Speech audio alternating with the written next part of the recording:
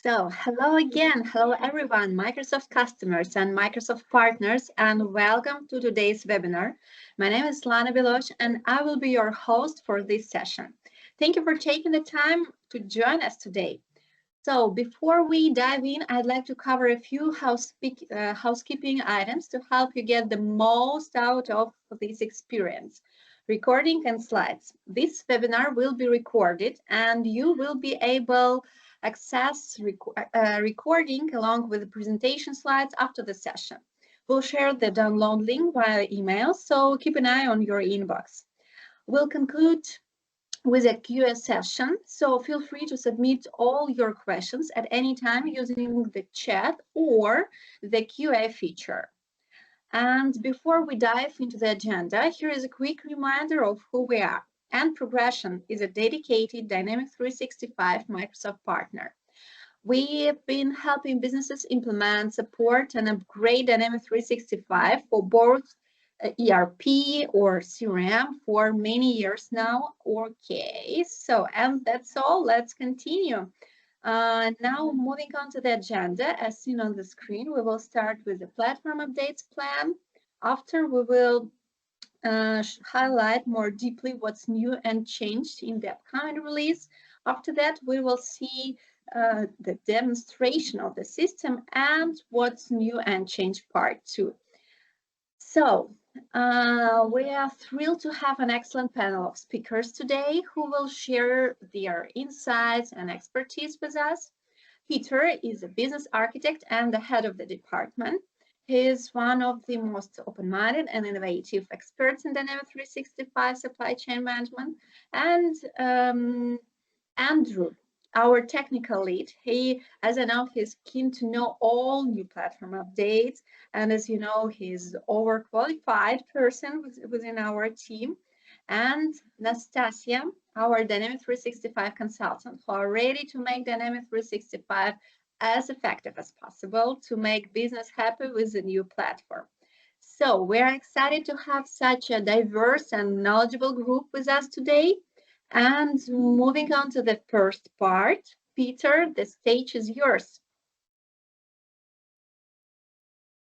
Thank you, Lana.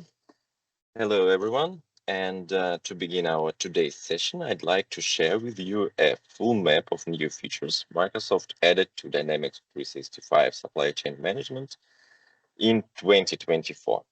The champions among functional areas were warehouse management and inventory and logistics. Each of these areas receiving 8 new features, and not to mention numerous improvements. In the third place is the Copilot and AI innovation category.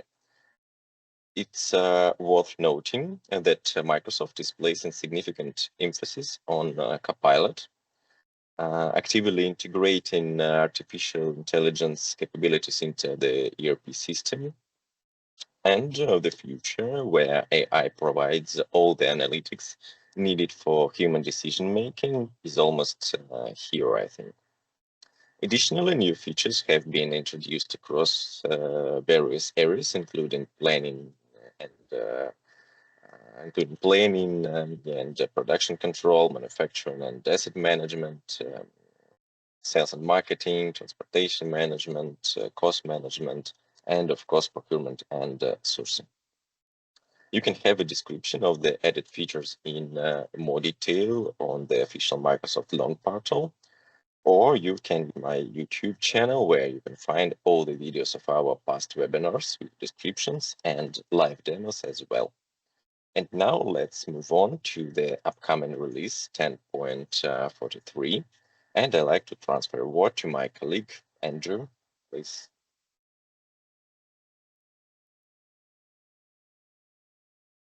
Thank you, Peter, and hello everyone, and thank you for joining our today's session.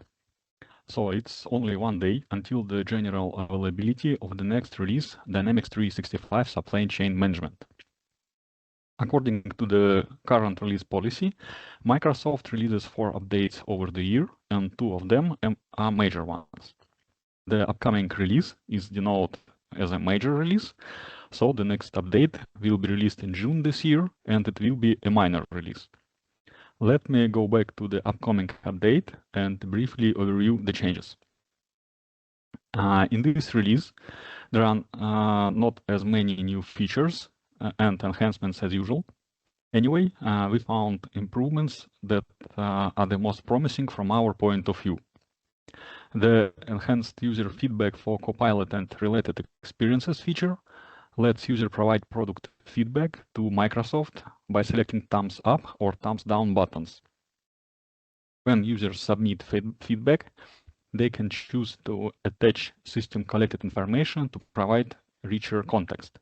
For example, in the Copilot sidecar, users can attach the conversation history to their feedback. Before users finalize their submission, they have an opportunity to review all attached data and can opt out of including attachments. In this way, Microsoft gains richer insights that can help improve Copilot's responses and user satisfaction. Let's briefly discuss the features of the asset management module. I'm going to say a few words about them, since Nastasia will be demonstrating the features during her part of the webinar. The role-based access control for work orders lifecycle stages feature lets admins assign security roles to each available work order lifecycle state. When a lifecycle state has a security role assigned to it, only users with that role will be able to change work orders to that lifecycle state. The adjust forecast hours to match schedule hours when work orders are dispatched feature lets user choose whether a forecast should be updated automatically when dispatching a work order after the hours have been changed manually. So basically, this concludes my part of the webinar. If you have any questions, please feel free to write them in our chat. And now I would like to turn the floor over to Nastasia. So Nastasia, the stage is yours. Thank you, Andrew, and hello, everybody. Okay. In my part of the presentation, I'm going to demonstrate two of the asset management enhancements: role-based access control for work orders, order lifecycle stages, as well as adjusting forecast hours to match scheduled hours when work orders are dispatched. So let's go on it. Okay.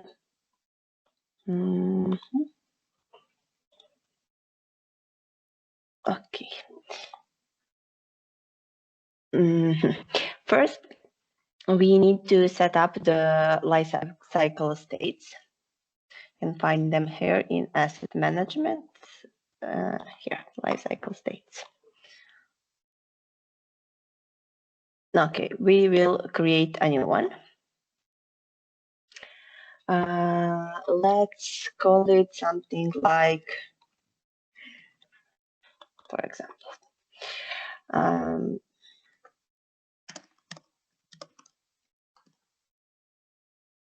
okay, for now, we will just save it.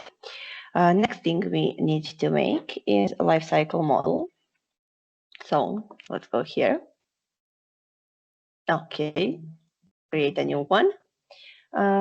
Call it, for example, like this. And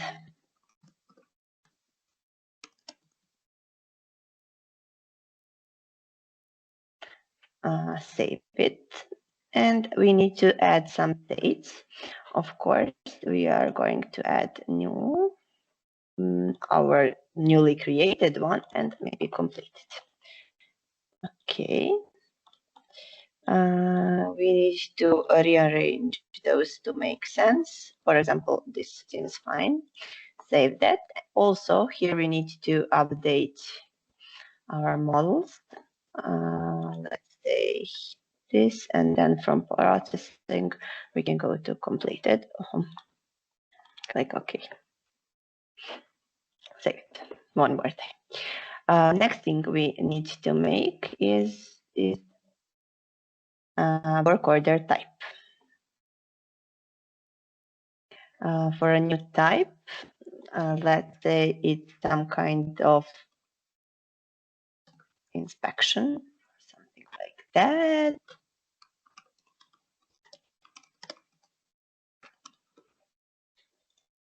And here we need to add our model. It's the one we made. Save it. Okay. What we need to do next is to create our work order. We can find them here.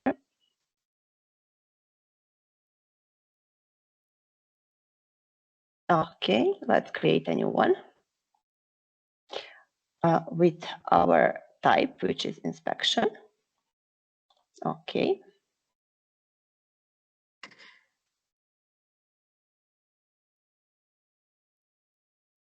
Okay. Here we are going to add some assets. And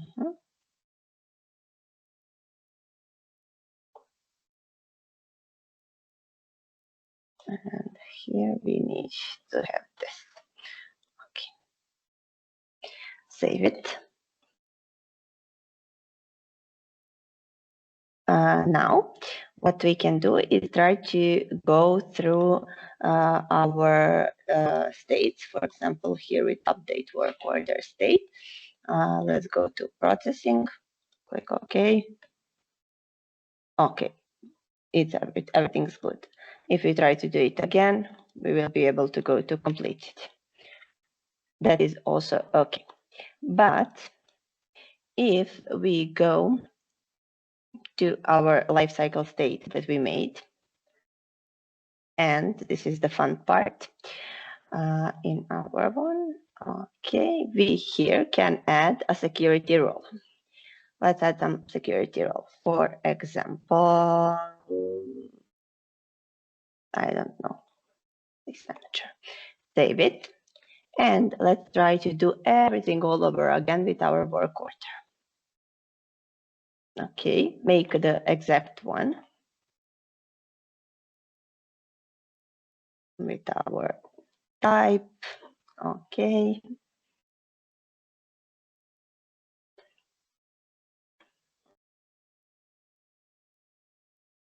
Same everything.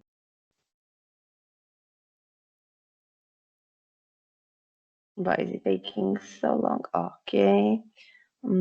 I think we added this one. And job type. This one. Save it. Okay, that's okay. When we now try to update work order state, we can click here to processing and click OK. But we will get a message and we will say update lifecycle state. User does not have privileges to change work order. That's because I added security role, which I do not belong to. So now I cannot do that. So that's how we can limit the control over updating work order states by assigning roles. Okay. Now, I would like to show you a different enhancement, adjusting forecast hours to match schedule hours when work orders are dispatched. In order to do that, we are going to use my already created orders. For example, this one. Let's go into it. Okay. Now let's try to dispatch it. Okay, here we have update forecast. For example, we can put some schedule hours. Let's say the before, for example, and we can set update forecast to yes. Oh, and we need to add a worker. Click OK. Okay, our order is dispatched. Let's try to do that with the same work order. I made it exactly the same. Okay, let's dispatch again. Maybe here at 6 hours, I don't know, but do not set update forecast to yes, set it to no. Okay, worker the same. Okay. Both our work orders are dispatched, but we can see here in the forecast for this one that we set it to no. We can only see 1 hours here, the scheduled hours, but if we would go to this one and then to forecast, we can see in our 4 hours are here in addition. Okay, that will be it from me today. Thank you all for listening. And now I would like to turn over the floor to my colleague, Peter. Yeah, thank you, Anastasia, for such incredible and detailed demonstration. As I know, there in this upcoming release, there are not a lot of enhancements and features, but we highlight all the most beneficial. Yeah, sure. And one more time, thank you, Anastasia, for this wonderful demonstration. 2 upcoming enhancements in asset management model. And I want to add a little bit more about features and enhancements which Microsoft announced in the nearest release. The first feature is in inventory and logistics area. Please enhance vendor rebate management, and vendor rebate management clerks can now resubmit and edit vendor rebate deals. SUS transaction vendors can now also reconcile their company output, such as accounts payable invoices, for example, which adds a lot of flexibility for this process. The feature is designed to elevate efficiency and precision through its innovative capabilities. Actually. A new rebate management workflow resubmission process for vendors will be available. Enhanced posting profiles that allow transactions to be reconciled according to the purchase form vendor rather than using fixed predefined vendors. And also improved rebate output for vendor invoices by consolidating multiple ledger lines for the same vendor into a single vendor line with several ledger lines. And now let's move on to the next slide and next insights. There are 2 small enhancements which Microsoft added to the most popular areas, sales and marketing, and procurement and sourcing. The first one adds parameter to consider reserved on hand quantity as unavailable for available to promise calculations, ATP calculations. And there is a new parameter in accounts receivable setting, which is allow users to determine whether reserved on hand inventory should be considered available for use in promise calculations. This parameter calls ATP exclude reserved on hand, and it has a Boolean type, so user have to choose yes to exclude reserved on hand inventory. And the last enhancements for today I would like to tell you about, it's in procurement and sourcing model, as I already told.